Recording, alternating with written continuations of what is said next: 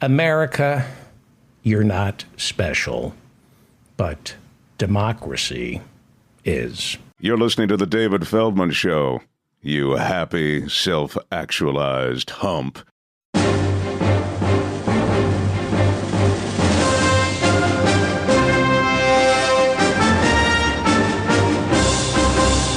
There are 100 million refugees worldwide. That's the largest number ever recorded, even after World War II. We've got more refugees right now than we had after World War II, and Turkey hosts more refugees than any other nation. 3.5 million Syrian refugees fled to Turkey during that country's 12-year civil war. That's more than half the total number of refugees from Syria. They're living in Turkey. Millions of war-torn refugees have ended up in Turkey from Iran, Afghanistan, and Iraq. Tens of thousands of Russians have fled to Turkey after the invasion of Ukraine, which, of course, resulted in a flood of Ukrainians pouring in to Turkey. That's why Turkey's president, Tayyip Erdogan, is in constant contact with Russia's President Vladimir Putin, trying to stop the fighting in Ukraine, while at the same time negotiating agreements to keep the grain and fertilizer from Ukraine flowing through the Black Sea into the Mediterranean and over to Africa to prevent more famine. Turkey is strategically located, to say the least. And what happens in Turkey affects the rest of the world, because what happens in the rest of the world always seems to affect Turkey. To understand the current tensions inside Turkey right now, try to imagine how much you all hate people like me from New York City. You think we're elitists. We think we're better than everybody. You think we're loud and that we want what we want when we want it. None of that is true about us. It's just how we're perceived because it's mostly true. Now, imagine an environmental catastrophe. A tidal wave hits New York City, wipes it out. Imagine if it wiped out Wall Street, for example. Just imagine Wall Street being wiped out by a tidal wave. Just give me a few seconds for my hard-on to subside. Okay, don't imagine Wall Street being wiped out. Imagine all of New York City wiped out. Okay, now you got millions of people like me forced to flee New York City. And imagine we somehow end up in a foreign land with strangers whose customs are not just different, but go against our teachings. We end up in a place that is mostly hostile and inscrutable. I don't know, let's say we end up in some horrific place like Florida. We end up as refugees living in Florida. Millions of angry New Yorkers forced to live in Florida. Millions of angry New Yorkers forced to live among xenophobes, racists, bigots, and morons. In other words, Miami Beach. That's what Turkey is, Miami Beach, but with a lot less loudmouth a-holes.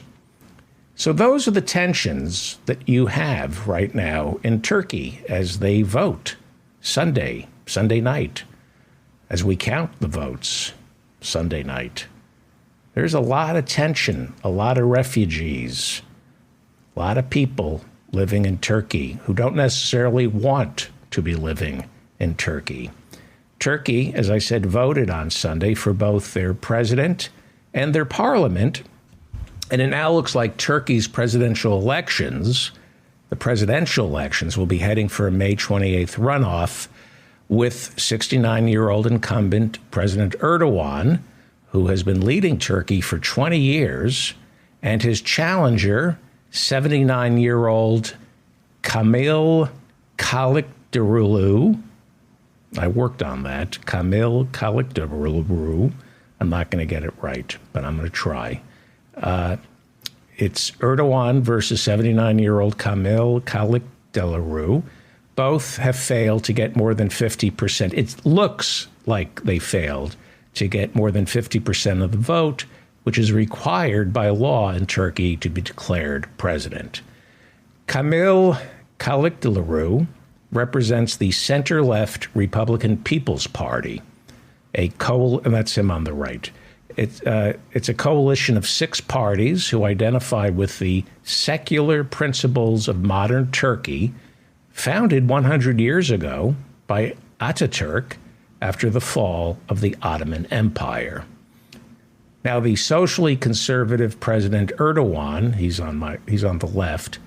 On the other hand, he has spent the past 20 years using Islam and his police to consolidate power, change the Constitution to hollow out democratic institutions like the judiciary and parliament, while arresting his critics along the way. Erdogan was elected prime minister in 2003. He was elected president 5 years ago in a snap election called during a state of emergency that he declared after an attempted coup against him in 2016. When Erdogan first came to power in 2003, he was not popular in America because he wanted to erode Turkey's separation of mosque and state, a core principle of post-Ottoman Turkey. President George W. Bush didn't like Erdogan because he, like all Republicans, is a strong believer in the separation of mosque and state. Separation of church and state, well, that's for another episode. But Republicans definitely believe in a separation of mosque and state.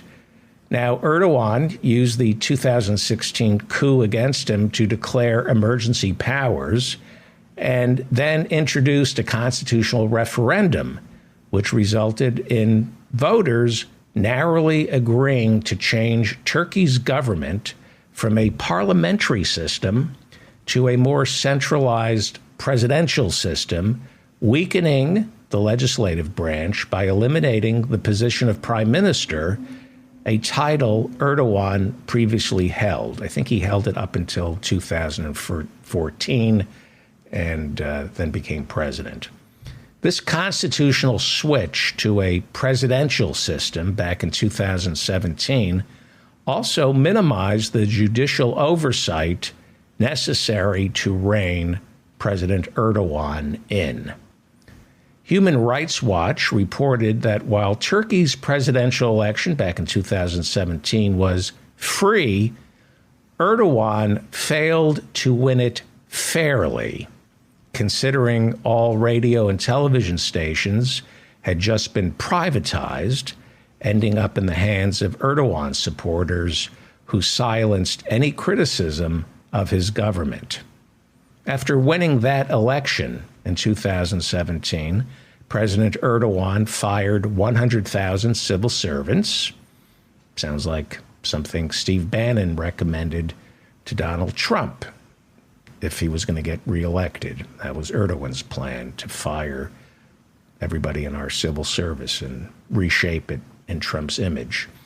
After winning that election in 2017, Erdogan began arresting on charges of terrorism journalists, human rights activists, as well as members of the opposition parties, including the leader of the People's Democratic Party. Human Rights Watch says many of these people were tortured while in police custody. Voters on Sunday also went to the polls to elect members of their 600-seat parliament, which, as I said earlier, is much weaker today than it was 5 years ago, thanks to Erdogan's success in reforming the Constitution. As of late Sunday night, Erdogan's party seems to have won the majority in the parliament, which means had he kept the position of prime minister instead of eliminating it, he'd essentially have been reelected tonight. But there's no more prime minister in Turkey. It's a presidential system. Surveys going into the election showed Erdogan losing favor as more and more Turkish voters blame him for rampant inflation, which hovers anywhere between 50 and 100%. They also blame him for an inadequate response after 2 earthquakes ravaged Turkey in February, killing 50,000.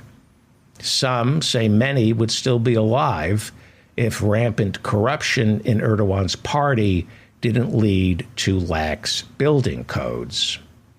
Millions were left homeless after the earthquakes, especially in regions where Erdogan is most popular, which might explain why he barely eked out a lead on Sunday. President Erdogan's challenger, Kamil Kılıçdaroğlu, that's the best I can do, I apologize, Kamil Kılıçdaroğlu, was leading in the polls before the election. He presents the most serious threat to Erdogan in 2 decades. Much of Kamil Kılıçdaroğlu's popularity flows from a promise that if elected president, he would restore power previously held by the parliament. He presents himself as the pro-democracy candidate. While Turkey is a member of NATO, it is not a member of the European Union, something Kamil Kılıçdaroğlu promises to change, with his entire coalition promising that if elected, Turkey would join the European Union. Kamil Kılıçdaroğlu has the support of the Kurds, which makes up anywhere between 15 to 20% of Turkey's population. Since 2015, thousands of Kurds have died as President Erdogan, cracked down on Kurdish separatists. Turkey has 64 million eligible voters, 3.5 million of whom live overseas, and their ballots, as of tonight, have yet to be counted. They're just beginning to count the overseas ballots, and that's where it stands right now. These are what the latest numbers show. Turkey's state-run news agency says Erdogan is leading, but not reaching the 50% threshold. He's got 49.4% of the vote. It's pretty close to 50%. His challenger, Kamil Kılıçdaroğlu, has close to 45% of the vote. Now, Erdogan did win 60% of the overseas ballots in the last presidential election, so it is conceivable he can still find enough votes from the overseas ballots. There are about 3.4 million of them. He may be able to find enough votes to push him over the top without needing a runoff. But Sunday night, Erdogan said he would accept the results no matter what. Very un-Trump-like, if you ask me. Erdogan said he would accept the results no matter what, insisting if he fails to hit 50%, he will take part in the May 28th runoff. Turkey is important, as I said earlier, because it straddles the East and the West. And whether you think President Erdogan is a strong man in the fashion of Orban in Hungary or Trump in America, the essential truth is Americans aren't special, but democracy is. What's going on around the world proves that Trump and the authoritarian impulses inside the Republican Party aren't special. We're just like every other country struggling to keep democracy. It's hard to keep a democracy or a republic or whatever you want to call the fragile system of checks and balances we barely have going here in America. America is not special, but democracy is. And if you don't protect and nurture it, you lose it. By all measures, America is less of a democracy than it was 15 years ago. You all know that.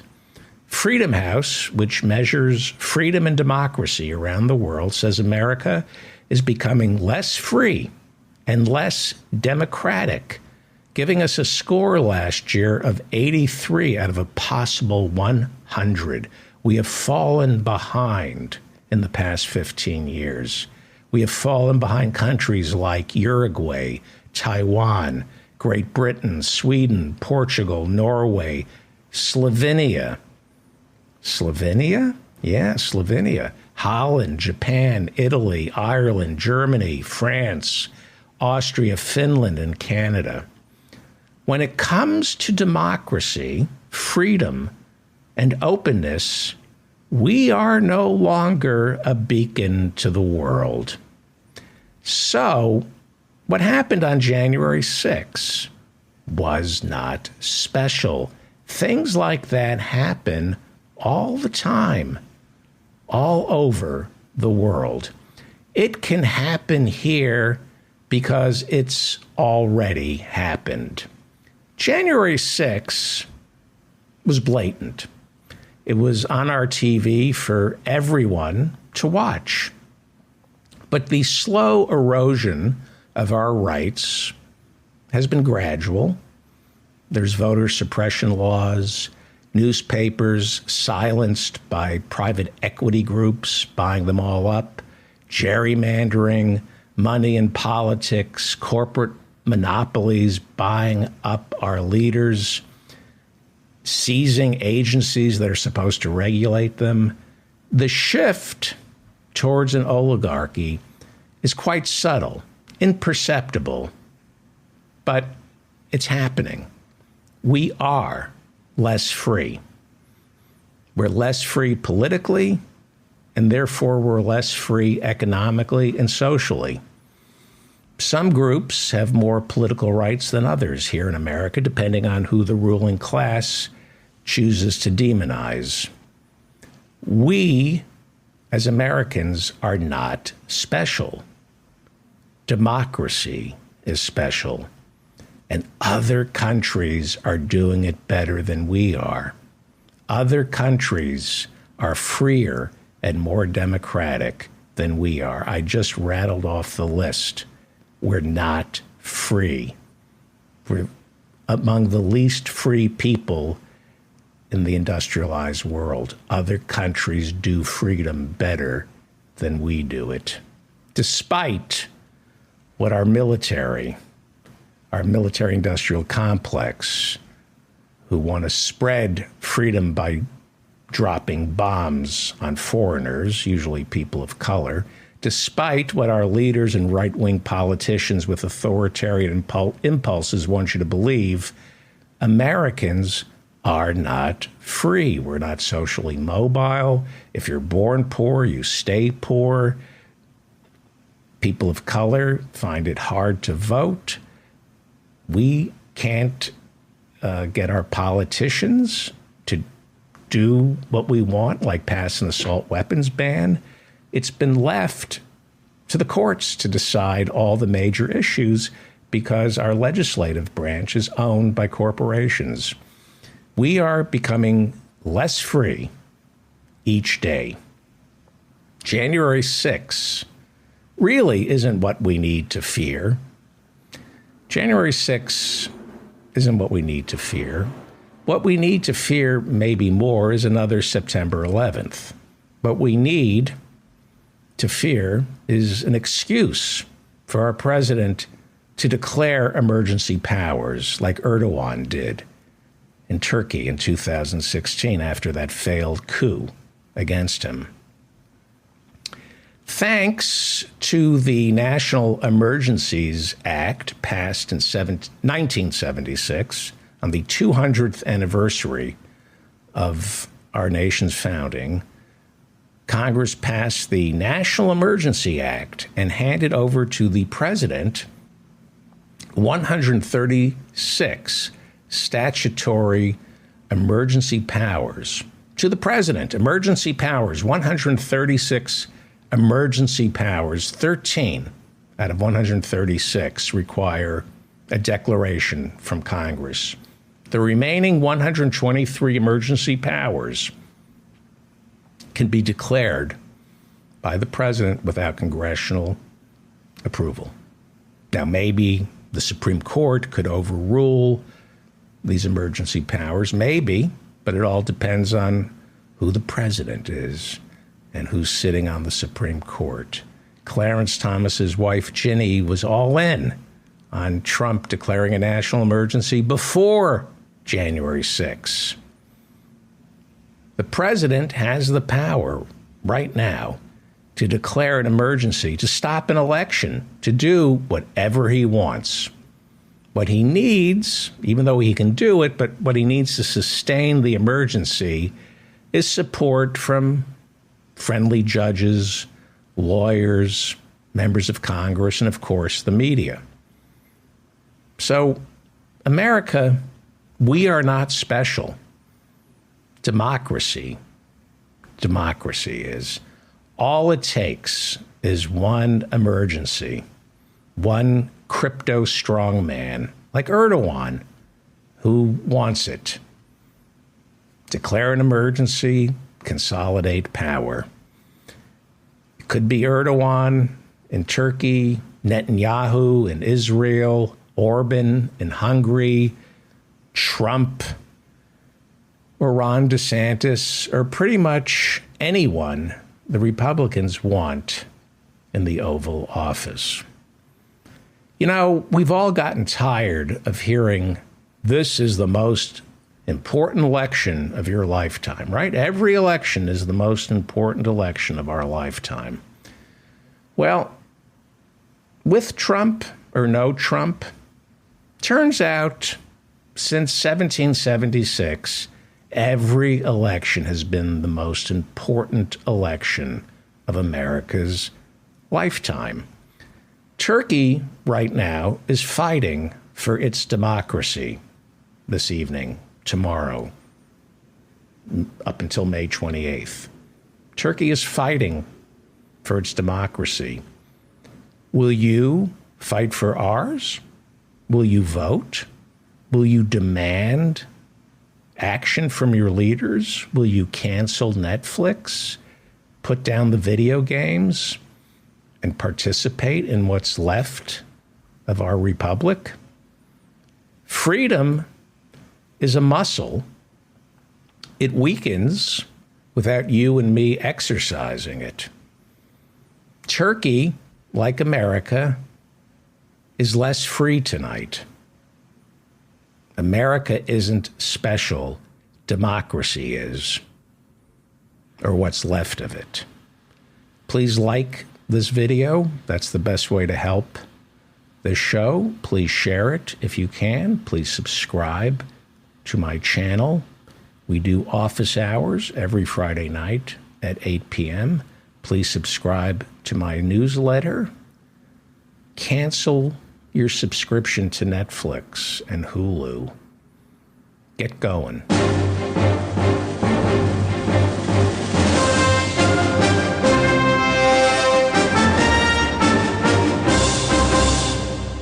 Coming up, Howie Klein from Down with Tyranny joins us, and then my exclusive interview with former President of the United States, Donald J. Trump. It is not Robert Smigel.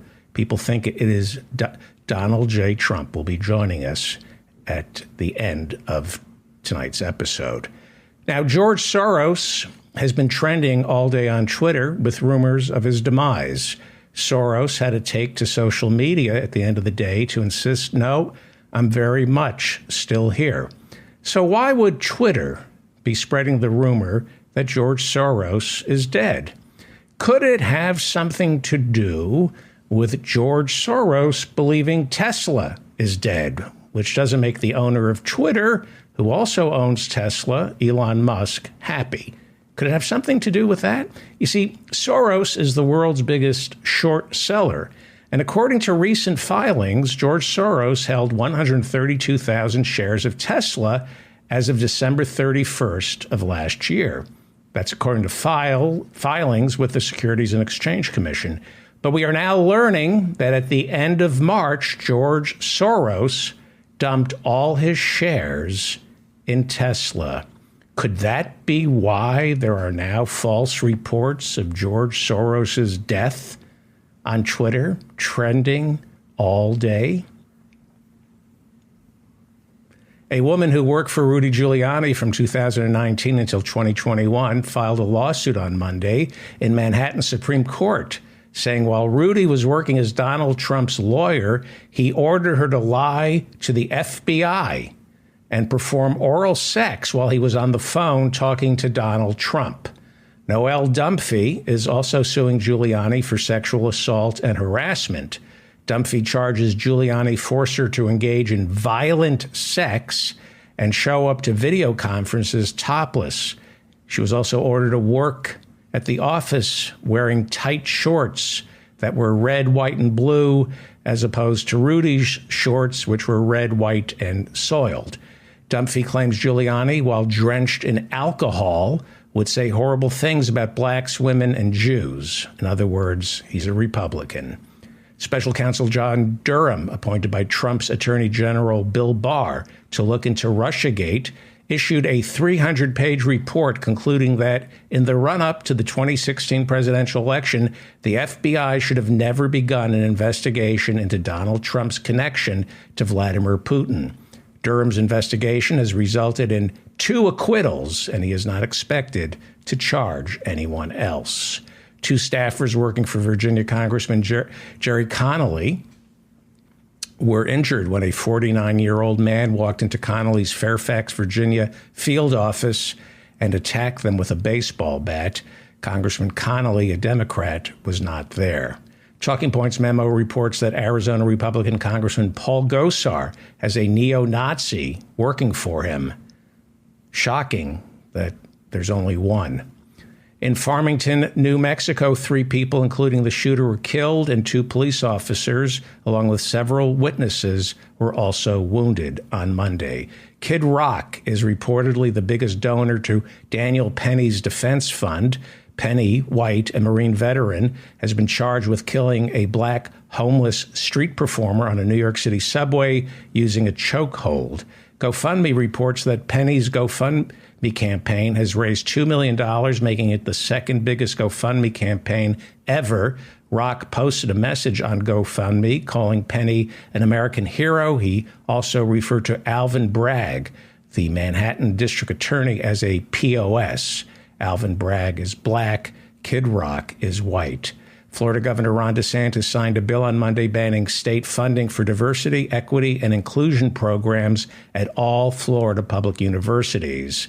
And Treasury Secretary Janet Yellen warned on Monday that if Republicans and Democrats don't resolve the debt ceiling crisis, our federal government will run out of cash by June 1st. For more on this, we are joined by the founder and treasurer of the Blue America PAC. He also writes the Down with Tyranny blog, Howie Klein. Hello, Howie. Hi, how are you? Very good, very good. I wanted to say something about something that you were just talking about on the news, which was that debt crisis thing, because you didn't mention something that just sort of broke in the last hour or so, which is that the White House handed the Republican negotiators a list of 12 loopholes, tax loopholes that would have saved billions of dollars, and said, let's cut these loopholes. And the Republicans just, out of hand, just rejected every single one of the 12 loopholes. I have a story on my blog. I think it's coming out either later tonight or tomorrow that goes into the specifics of what loopholes they were trying to cut and what the Republicans had to say about it. Well, at Down with Tyranny, you also write about the GOP taking hostages, and you insist that Biden doesn't have to put up with this. Don't they control the House? Can't they gum up the works? How does he work around this with the debt ceiling talks? Problem. They can definitely make some problems, but Biden can make himself into a great president by getting rid of this hostage taking once and for all and this fake unconstitutional debt ceiling. And he can do that through the 14th Amendment, and he should. and he's sort of afraid to. And someday, a Democratic president with some guts is going to do it. And I'm afraid Biden isn't that one. What is in the 14th Amendment? What could he do? It's unconstitutional for anybody to threaten the debt of the United States. I mean, it's absolutely not permitted. I'm in the kitchen right now, so I'm not in front of my computer where I could read the exact words to you. But basically, that's what it says: is that the debt cannot be threatened. And that's exactly what the Republicans do. I mean, you notice that when there's a Republican president and a Democratic Congress, the Democrats, even though they disagree, they don't do that. It's just the Republicans who do that. Right. And it needs to be stopped once and for all. I don't just mean it needs to be stopped for this round. I mean it needs to be stopped, period, forever. And that's what Biden should do. And instead of being another mediocre president, he would go down in history as a heroic president. Right. But he won't do that. The 14th Amendment also forbids anyone from serving in Congress if they participated in an insurrection.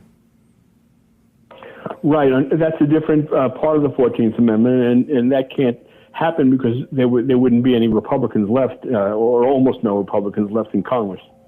You write over at Down with Tyranny that the debt ceiling talks reveal that the Republicans want to add $7 trillion to our debt? That's right. Their proposals, are if all their proposals passed, the debt would be bigger, not smaller. So for example, with tax cuts or what? How would they add to the debt? You're sitting right there. Can you read it? I don't know. It's okay. We can move on because I wanted to ask you about how you think this is going to play out. Is it conceivable that by June 1st we won't release the debt ceiling, let it go higher, and then we run out of cash, and then what happens? Well, there's no such thing as running out of cash for the United States can't run out of cash because the United there are a lot of ways to avoid that, and certainly Biden can do that if he wants to. So no, there's no running out of cash. What did you make of the town hall where Donald Trump said they shouldn't raise the debt ceiling and we should default? And then he was asked by Caitlin Collins. Go ahead. Yes, he was asked by Caitlin Collins. He was reminded by Caitlin Collins that he had denounced that whole idea when he was president, and then he admitted that. And he said, "Yeah, but that's when I was president." Right, and everybody laughed. So that's who Donald Trump is. That's what Donald Trump is all about, and that is what the Republican Party is now all about. They just want to do whatever they can now to get him elected, and that includes destroying the economy of the United States, if not the whole world. And that's who they are. That's what they are, and we're stuck with them. What did you make? We're stuck with in Tennessee and Arkansas and et cetera. Right. What did you make of the town hall? Did it make you nervous? Did it make you hopeful that he's been exposed?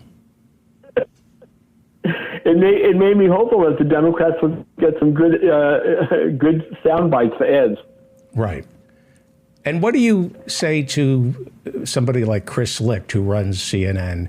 He maintains we need to show the American people what the stakes are in the 2024 presidential election. So had we not seen Donald Trump on CNN, we would have no idea if he was dangerous or not. Nobody has a clue what this guy is like. We have to see him on CNN in order to make a decision. What do you think about platforming him on CNN?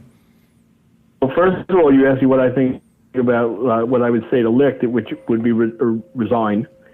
And I think that platforming him on CNN is a big mistake because there are, I don't know what the percentage is, but let's just say there are between 30 and 40% of Americans listen to that stuff and they love it. They think, yeah, that's my guy.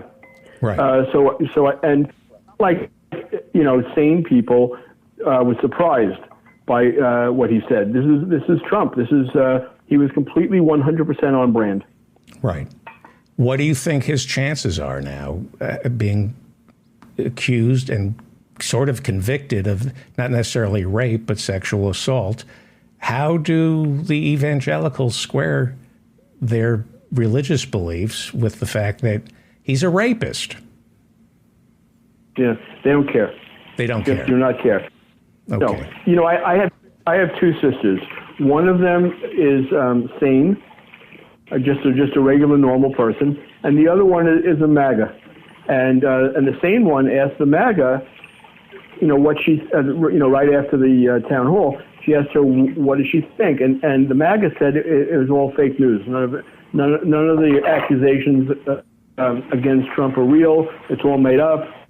And she then asked her, did you see the Access Hollywood tape? And the MAGA sister said no, she had never seen it. She didn't know what it was. And then she said, did you see that tape of Trump identifying, what's her name, Jean Carroll. Jean Carroll identified, when Trump said she's not his type, then Trump identified a picture of her as his former wife. Right. And you'd think that everyone has seen that video. It's certainly been played all the time when I have the TV on, and the MAGA sister had never seen it. She was unaware of it. Right. Are you cooking dinner? I'm not telling you about my something like that. The point isn't that I want to tell you about my family. The point is that I want to tell you that MAGAs don't know about this stuff. They're ignorant. They're living in their own stupidity and ignorance. And the ratings for that town hall were gigantic. I don't remember what they were exactly, but I think it was 1.3 million. And then the next day, CNN's ratings, shrunk back down to where they always are. So we need him to make money, right? He makes money. Well, we don't, but well, I guess Chris Lick probably was gambling that that there'd be some stickiness and that some of these MAGAs who tuned in to see Trump would stick around and start watching CNN, but they didn't. Isn't that interesting? That's really interesting. He should have been able to figure that out. Yeah. That it's not the guests you have on the show or your network. It's the quality of the guests and what it reveals about your ethos. So speaking of ethos, I'm going to play a clip of Franklin Delano Roosevelt talking about an economic bill of rights. I know you had dinner with Alan Minsky. He's the executive director of Progressive Democrats of America. He, along with Professor Harvey J. Kaye, have been calling for a modern-day economic bill of rights. You write about an economic bill of rights. This is from 1944. It is Franklin Delano Roosevelt, wartime president, insisting that after the war, we have to fight a war on income inequality. This is pretty incredible stuff to hear from a president of the United States. This is 1944, Franklin Delano Roosevelt. In our day, certain economic proofs have become accepted as self-evident. A second Bill of Rights, under which a new basis of security and prosperity can be established for all, regardless of station or race or creed. Among these are the right to a useful and remunerative job, the right to earn enough to provide adequate food and clothing and recreation, the right of every farmer to raise and sell his products at a return which will give him and his family a decent living, the right of every businessman, large and small, to trade in an atmosphere of freedom, freedom from unfair competition and domination by monopolies at home or abroad, the right of every family to a decent home, the right to adequate medical care, and the opportunity to achieve and enjoy good health, the right to adequate protection from the economic fears of old age, sickness, accident, and unemployment, the right to a good education. All of these rights spell security. And after this war is won, we must be prepared to move forward in the implementation of these rights to new goals of human happiness and well-being. For unless there is security here at home, there cannot be lasting peace in the world. That is Franklin Delano Roosevelt, 1944, the same year he died, a year before Hitler died and World War II had ended. Howie Klein, you and I are cut from the same cloth, raised with the same values. If you're a Democrat and you get up every morning and don't think about an economic Bill of Rights, what should be done with you?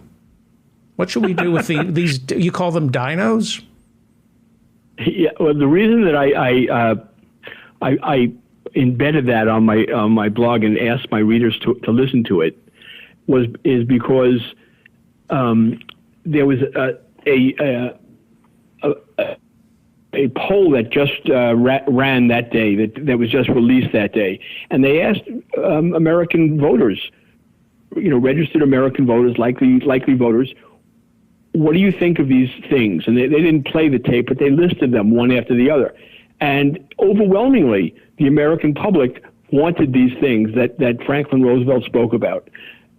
Even Republicans, I mean, not as big majorities of Republicans, but even majorities of Republicans agreed. Now, they didn't tell the Republicans that this was FDR.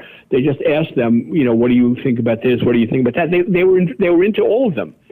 So I fault our politicians for not moving ahead, for being tepid about it, and that includes these dinos, Democrats in name only, and there are lots and lots of them, and they're afraid, and they operate from a place of fear, and that's why 1944 the president called for this stuff, and it's almost 2024, and a lot of it still hasn't been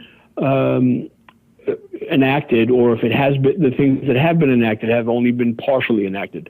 You write over Down with Tyranny that when Roosevelt became president, there were 40 million Americans living in poverty. When Biden became president, Howie, how many Americans were living in poverty? 40 million. 40 million. Identical number. Yep. Smaller percentage. We've grown. And then you have a picture, an engraving at the Roosevelt Memorial in Washington, D.C. that says, "The tests of our progress." This is from Franklin Roosevelt. And this should be like the first commandment in all religions. The test of our progress is not whether we add more to the abundance of those who have much. It is whether we provide enough for those who have too little. What else should we be talking about? If you go to Washington, I was going to say that goes right back to what we started talking about in the beginning of this call about these loopholes. Because, loophole here, loophole there. It comes to billions and billions of dollars. I mean, a loophole is, for example, when you don't have to pay taxes on your yacht or private jet. You get a tax deduction for buying a yacht and operating a private jet. It should be the opposite. You should pay higher taxes, but that isn't the way the Republicans want it. That isn't the way conservatives want it. And just down the list of these loopholes are all of these ways that the rich get richer and at the expense of the middle class and at the expense of the working families. One of them that I wrote a little more about was one that I experienced a lot when I worked at Warner Brothers, which is a tax deduction that corporations can take for food and beverages and entertainment. And that comes to gigantic amounts of money. I mean, I'm talking about billions of dollars, because executives, and I was one of them, can go out and eat every night and it's on the government. Right. I didn't do this. can order, $200 bottles of wine every day, and that gets paid by the taxpayers. They can fly first class.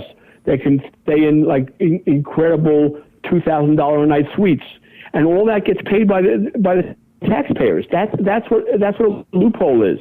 And like I said, Biden was asking the Republicans to let's get rid of some of these loopholes. I mean, the ones that they were asking about that I'm sure of were not even that much. They were like, trickery that cryptocurrency gamblers use. Let's get rid of that loophole so the cryptocurrency gamblers can't rip off the public. And the Republicans said no, they wouldn't go for it. Right. So, I'm sure Herman Cain, who used to head the Restaurant Manufacturing Association, loved those loopholes because it does keep restaurants in business. I mean, it is a way of subsidizing waiters and chefs in a way. But there are other ways to subsidize waiters and chefs. You can do it for people who actually need that food rather than people who don't need the food. People who, the executives at these companies, they're making 6 and 7 figures. They don't need to get these kind of breaks. How about the poor people who do need to get these kind of breaks? Right. Does anyone ever think of that? And the answer is no, they don't think of that. Or just opening up soup kitchens that are essentially restaurants and community gathering points where people can eat for free and talk and mobilize and plot the overthrow of the oligarchs. That's what I would like to see. You can't do that in Florida. As of today, that's illegal. You can't what? You can't get together and plot the overthrow of the oligarchs. As of today, that's illegal. In Florida? Yeah, in Florida. Yeah. DeSantis signed a bill saying no plotting allowed. Right. No plotting of equity, no teaching of equity. I want to talk about...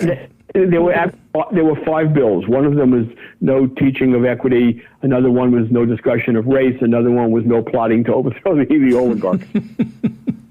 So I want to get to the Kentucky primaries and Thailand and Feinstein. But before we move on, you write over at Down with Tyranny about the Economic Bill of Rights. And I'm just going to list what you say should be enshrined into our Constitution. I mean, that is what the Economic Bill of Rights calls for. The same way you have a right to remain silent in the Fifth Amendment. These are basic rights that Franklin Roosevelt and you and Alan Minsky, executive director of the Progressive Democrats of America, and Professor Harvey J. Kaye are calling for. A right to a job, a right to adequate income, a right to food, shelter, and recreation. Imagine that, a right to recreation. It's easy to imagine. That's what these loopholes are about. Recreation for the very, very wealthy. That's what it's being paid for by the government. Right. I had front row tickets for the Lakers. I could go to any concert I want anywhere in the world and sit in the front row, and the taxpayer picked it up. Right. But the Republicans do not care if the 99% relax, can go camping, can buy a motorhome. It's amazing the vision that Franklin Roosevelt had back then, calling recreation an inalienable right, freedom from unfair competition and monopolies. Well, that should be enshrined into our Constitution. Decent housing, adequate medical care, Social Security, and education. He did deliver on Social Security, Roosevelt. I mean, he did. It was partial. It was a partial delivery. It was fantastic, but there was much more that the progressives want to include in that, and they had to compromise and not have some of that stuff in there. Like giving it to black people, to farmhands, nannies. The work that black people did in the 30s and 40s were exempted from Social Security. It's amazing. Right. Remember, the Democratic base in Congress was largely in the South. So all of these white Southerners, Roosevelt depended on them completely. He couldn't get anything done without them. And they loved the idea of the New Deal, except they didn't want black people to participate. Yeah. So they did whatever they could to exclude the black people. And Professor Harvey J. Kaye, who writes extensively on Franklin Delano Roosevelt, says that Truman could have gotten us something resembling what they had in Great Britain under Clement Attlee, some kind of socialized medicine. But the Democrats in the South did not want black people getting free medical care. Racism, is that separate from economic opportunity? Do we have? Of course not. In other words, do you think that making everybody safe and secure financially inoculates them from racism, or is racism something separate? I've been asking this question for the past 2 weeks. Do you think a rising tide lifts all boats and inoculates one of the added benefits of making sure everybody can eat and has a job is it inoculates them from racism? I don't think it necessarily does. It doesn't necessarily do it. It could help, though. Yeah. I mean, I don't think people are born racist. I don't believe that. I think that racism is taught. And, poor white people are taught to be racists, to make themselves seem better than somebody so they don't feel like they're at the bottom of the heap. Right. Oh. And I have a cartoon up on Down with Tyranny also that someone drew for me that I think is a fantastic cartoon. And it shows a very rich guy and also someone, a poor white guy. And the poor white guy is saying, why he votes Republican. And the rich white guy is laughing at him and saying why he votes Republican, which is basically so that poor white guys will, look the other way and not look at look at racism. Right. Look at and adopt racism and embrace racism. Right. Let's go to Kentucky. Mitch McConnell, Senate Minority Leader, is from Kentucky. Rand Paul is from Kentucky. They're having primaries on Tuesday in the Republican Party to pick a candidate for governor. There's several African Americans running for governor, one of whom is the Attorney General, an African American. So what are we looking at Tuesday? Well, we're looking at a bunch of MAGA, so, don't get excited. You're looking at a bunch of what? Maggots. They're all MAGA people. There's one guy who's kind of a mainstream Republican, who's the Secretary of Agriculture or the Commissioner of Agriculture, where I'm not sure what they call it now. And he's a mainstream Republican, but he's still I should say a mainstream conservative, but he's still very conservative. And he's the best of them. The others, this Attorney General, crazy woman, Chris Kraft, who, she was very frustrated. She was Trump's ambassador to the UN after Nikki Haley left, I believe. Yeah. Okay. Yeah. So Chris Kraft, she was getting very, very desperate because the Attorney General is ahead of her and he's increasing his lead over her. So she made an announcement last week that when she's governor, there will be no transgender children in school. I mean, this is the level that we're talking about in the Kentucky Republican primary. They're all like absolutely awful. And there's sort of a fight, to the bottom of who can be worse, because the feeling is that, whoever is worse is going to win. Right. Now, there is hope in Kentucky. The reason I wrote about it, kind of a joke. I wrote about it because it was a post about all of the elections that took place this weekend. In normal countries, they have elections on weekends, so people don't have to take off from work and they can just go and vote on a free day. So there was a very, very important election in Thailand. There was one in Turkey, and one of the Indian states, one of the giant Indian states that's as big as most countries, they also had one. And in the Indian state, the Modi's party, the fascist party, was defeated really roundly. And in Thailand, where I was just a few weeks ago, and I noticed that there was an election going on, the most progressive party won the most seats, and by far. And the military junta-backed parties just lost everything. The main party of the current prime minister went down to 36 seats, whereas the Liberal Party, I think they won around 150-something seats. So it was a big day in Thailand, and then in Turkey we're left in a different kind of a situation. Again, another country I really love, with a kind of an authoritarian leader, and he for the first time he didn't win a majority, and nor did his parliamentary party win a majority. So there will be runoffs in at the end of May. Okay. So it's still to be. I don't feel great about the way that's going to come out, but it still could be determined. Right. And maybe the authoritarian impulses in Europe are lifting. We have Orban, but maybe Europe is souring on authoritarianism. Who knows? Hard to say. Before you go, Dianne Feinstein, you do not like her. Do you have any sympathy? Well, I never have.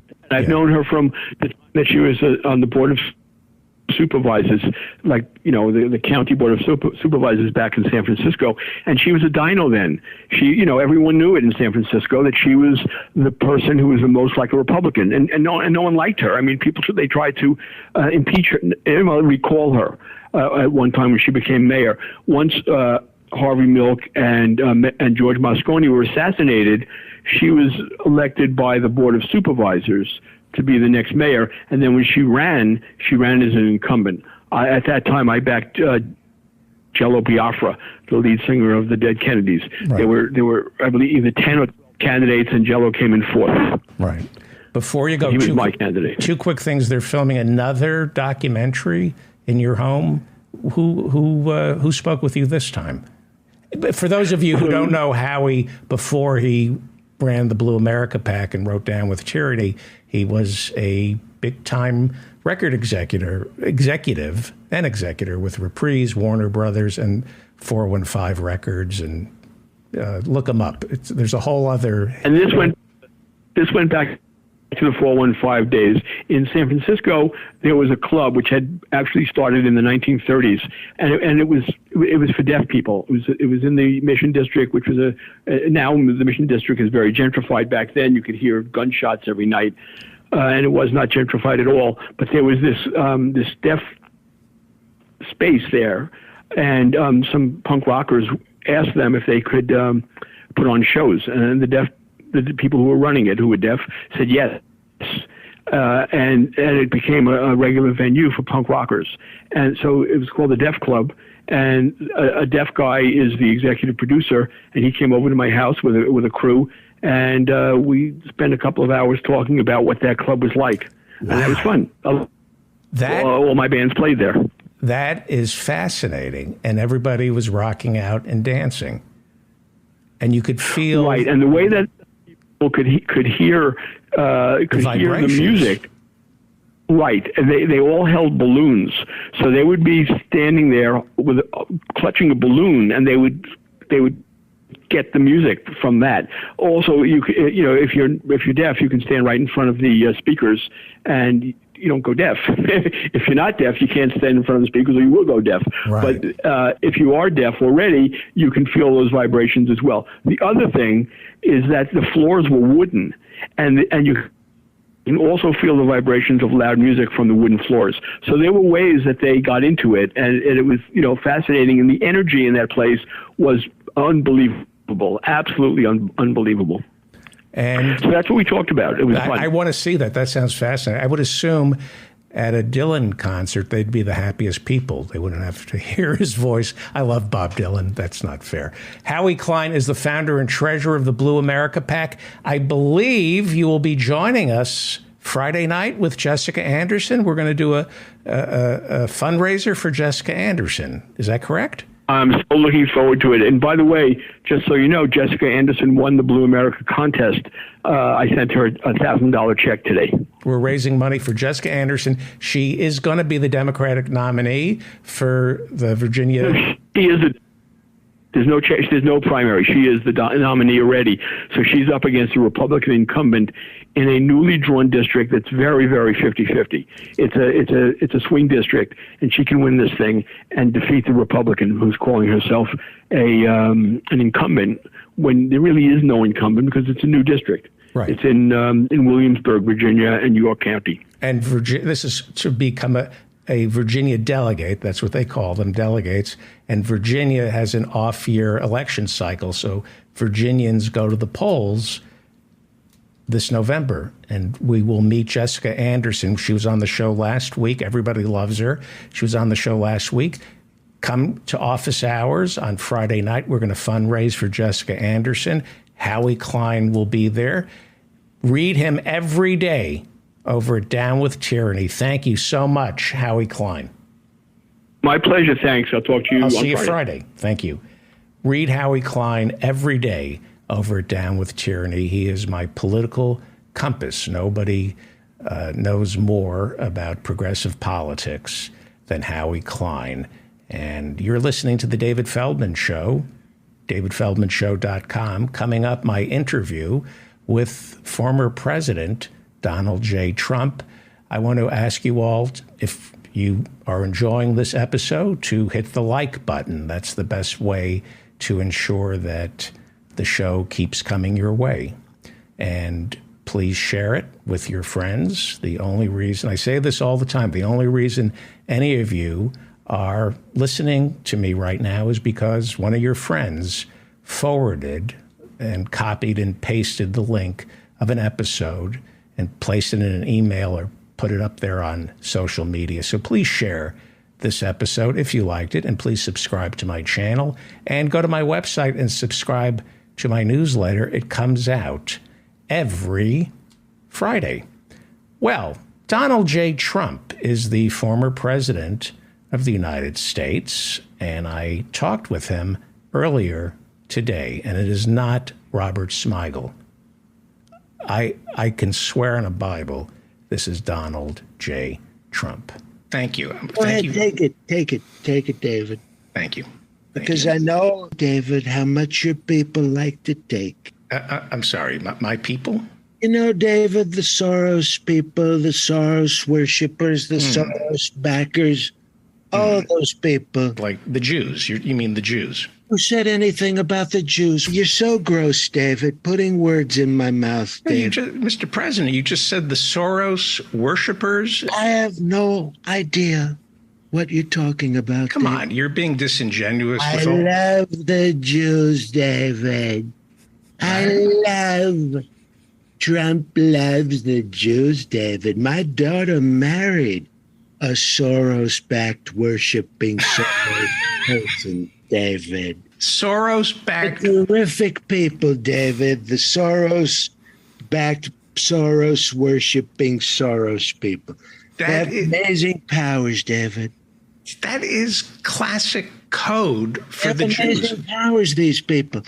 They can take any judge and turn him into a liberal, David. Any judge they want with their amazing Soros-backed powers, David. You do realize that this is... What? I'm talking about the Soros people. You're talking about the Jews. Did I mention the Jews? You're the one who can't stop talking about the Jews, David. You're the only one in the room who said anything about the Jews. And by the way, I might as well be an honorary Soros-backed, Soros-worshipping person. Because the Soros worshippers in the Holy Land of Is Soros, they love Trump. I'm sorry, what country? What country are you talking about? The Holy Land of Is Soros. Is Soros. Is Soros, the capital Jerusalem. It used to be Telesoros, and then I took care of that, David. I said I want the embassy in Jerusalem. Jerusalem, because believe me, the Soros worshippers and Is Soros, they can't believe. I'll tell you what they can't believe, and this is so sad, David. Yeah. Did you know that the Soros-backed Soros worshippers in America, they don't vote for Trump? It's incredible because the Holy Land of Soros never had a bigger friend than Trump. Ask anyone in Jerusalem. Who's the prime minister of Soros? It's Benjamin Netanyahu. Yahoo Soros. He knows where his matzah is cream cheese. Did you say he knows which side his matzah has the And he horseradish? knows where his matzah is cream cheese. He knows, David. He knows. So you are the biggest friend of Soros. The country is Soros. Okay. I think you're gaslighting me. You know, you're very charming. I don't know what you're talking about, David. I feel your gas. Now I I'm feel a you're gaslighter. charming me. And First, I don't like the Jews. Now I'm a gaslighter. Let me ask you something. I'm asking you to ask me, okay. why do I love the West Bank so much? Because I do. I love the West Bank. I love the West Bank, David. Okay. Why do I love the West Bank? Why do you? Go ahead and ask, David. Why do I Okay. love the West Bank? Why do you love the Go West? ahead. Why Go do ahead you? and ask. Why do you love the West Ask Bank? me, David. What the West Bank? Why do you, Donald Trump, love the West Bank? Because it's the only bank in the world I don't owe money to, David. Get it? West Yes. Bank. Take Yes. it, David. That's your joke. Take it. Take the joke, David. Thank you. Thank you. That's charity. That's me providing charity for poor Soros-backed people that need help, David. You're trying to do a comedy. Take the joke, David. Thank you. Take the West Bank joke, David, just like you took the West Bank from the Palestinians. See, that's not nice. No, David, take it. You people love. I love you people because you people just love to take. Okay, again, love with to my take people, my David. people. Why were Who you? said anything about the Jews, David?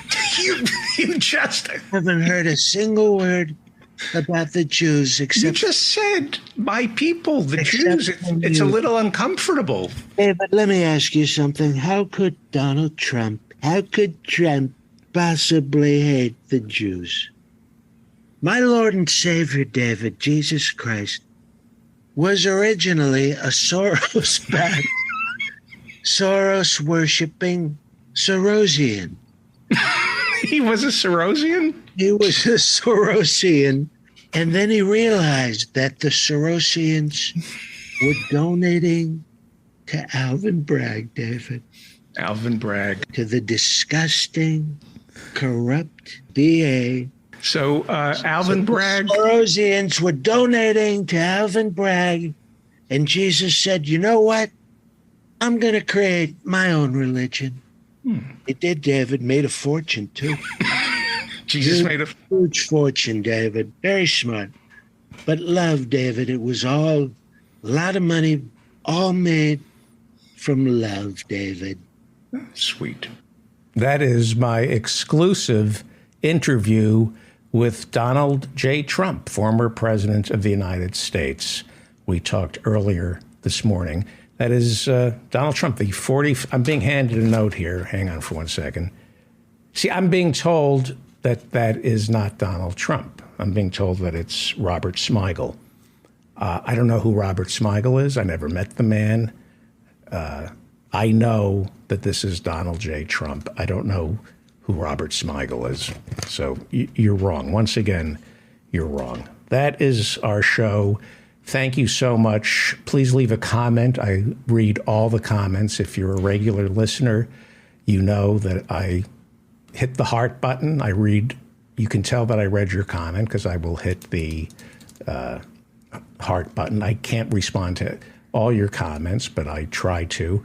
And please hit the like button. That's very important to keep this show, to sustain the show. Please share it with your friends. We have a brand new audio podcast of my entire podcast that's posted every morning at 9 a.m. here on YouTube. The show is essentially a podcast, an audio podcast, and we are posting the entire podcast every morning at 9 a.m. There's a new episode of my podcast, which is now coming out close to 7 days a week, and you can. It's audio. There's no video, but it comes out on YouTube at 9 a.m. Eastern, 7 days a week. So please subscribe to that. And what else? Please subscribe to my newsletter. And please share this. And office hours will be this Friday night at 8 p.m. We're booking it as we speak, but we will have Howie Klein and Jessica Anderson, who's running for delegate in Virginia. We're going to raise some money for her, and you can get to talk to her and ask questions. So office hours is every Friday night at 8 p.m. I want to meet my listeners. We have a small little show here, and I like to meet the people who listen to this show. We have a small community. So go to my website and hit office hours, and it'll give you the link. Or if you sign up for my newsletter, that always includes a link for office hours. I'm going to end with Franklin Roosevelt, right? I'm going to use this as an opportunity to say goodnight. I'm David Feldman, reminding you to stay strong and protect the weak. In our day, certain economic proofs have become accepted as self-evident. A second Bill of Rights, under which a new basis of security and prosperity can be established for all, regardless of station or race or creed. Among these are the right to a useful and remunerative job, the right to earn enough to provide adequate food and clothing and recreation, the right of every farmer to raise and sell his products at a return which will give him and his family a decent living, the right of every businessman, large and small, to trade in an atmosphere of freedom, freedom from unfair competition and domination by monopolies at home or abroad, the right of every family to a decent home, the right to adequate medical care and the opportunity to achieve and enjoy good health, the right to adequate protection from the economic fears of old age, sickness, accident, and unemployment, the right to a good education. All of these rights spell security. And after this war is won, we must be prepared to move forward in the implementation of these rights to new goals of human happiness and well-being.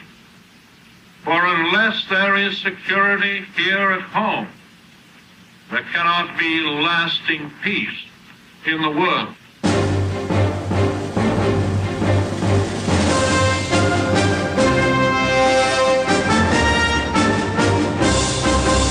You're listening to The David Feldman Show. You happy, self-actualized hump.